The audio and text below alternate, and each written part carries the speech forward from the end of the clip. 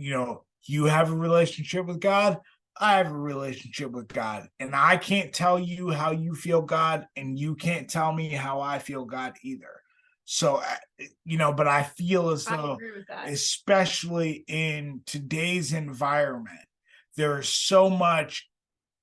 I need to be able to tell you how you feel God, and you need to be able to tell me how I feel God. And that's a codependent foundation. It's made on sand, and it will blow away when it. And it's judgmental, right? It's judgmental. Like I used to do that with you, because back in our old marriage, like I didn't know, I didn't know about dreamer versus structure. I didn't understand that you had a different relationship with God. I thought, because I was so young, everybody has the same relationship with God. So I'm getting revelation you're supposed to be getting because we have the same relationship. We're human. We're all the same. I didn't know.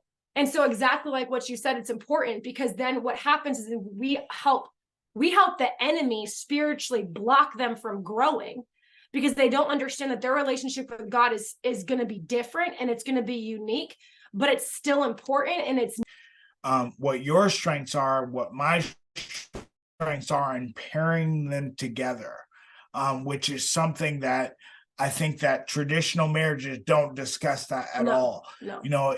In premarital counseling, we talk about our soul wounds and what we're bringing into the marriage, but we never actually discuss the strengths that we have, that we can pair together. Not the strengths you can do on your own, 100%. Not the strengths I can do on my own, but what can we pair together to for God's glory? What can we do together? Because again, we're supposed to be on this journey together. And what ends up happening is you get 10, 15 years down the road. And now you're like, well, if I'm going to have to do everything on my own, then why am I in a marriage? And then it makes things more and more difficult. So, and I was robbed in our old marriage. I was robbed of knowing you. I was robbed of knowing your strengths and knowing like how we could complement each other instead of competing with you. But I was so busy competing all the time. There was never any complimenting going on. It was just competition. It was constant trying to prove. And like you said, control, if you follow that control, fear of God not coming through, fear of God not helping you, fear of God not doing what he was going to, but you know what I mean? It's a fear. And so we control because we don't understand or see what God is doing.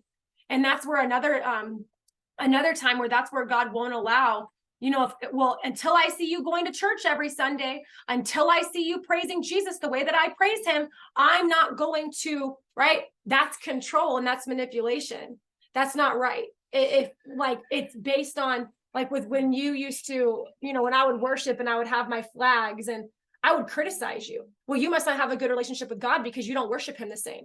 I didn't know, right? I was raised that way. I didn't know. And the fear of him not becoming the spiritual head would manifest out of me because my dad never became one.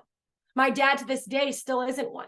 And so to see that come down, like, no, he needs to worship. He needs to do this. He needs to do that. No, he has his own unique relationship with God. And as we sit back as helpmates and we get to watch God develop that, and we get to watch God grow him in that, it's mind blowing. And it helps us realize, oh my gosh, he really grounds us. Wow, Lord, like I am the weaker vessel. And I understand that now but not from a place of intimidation, but of understanding of, wow, he really is there to help me and to ground me. So when you look at like God being faithful, that's part of it, because control, as you were talking about right now, control is a matter of a hidden agenda. I want a certain outcome, so I'm controlling it to gain that certain outcome. And God won't give it to you if it's because of control. Compromise is a matter of humility. Compromise is saying, you know what? I can let go of some parts of this. Yeah. And so I can come to a middle ground. That's about being faithful, keeping your eyes on the prize. That's good, babe. Forbearance, more fruit of the spirit. You hear more God in compromise, you hear more of the enemy in control. And so you see these large amounts of, especially in relationships nowadays where it's just control. there's just no compromise. There is no, well, this is what I'm doing this way, and that's all that there is to it. There is no compromise. There is no, hey, let's meet each other halfway. Let's figure out how this works for the both of us. 100%. There is no compromise. There's just control.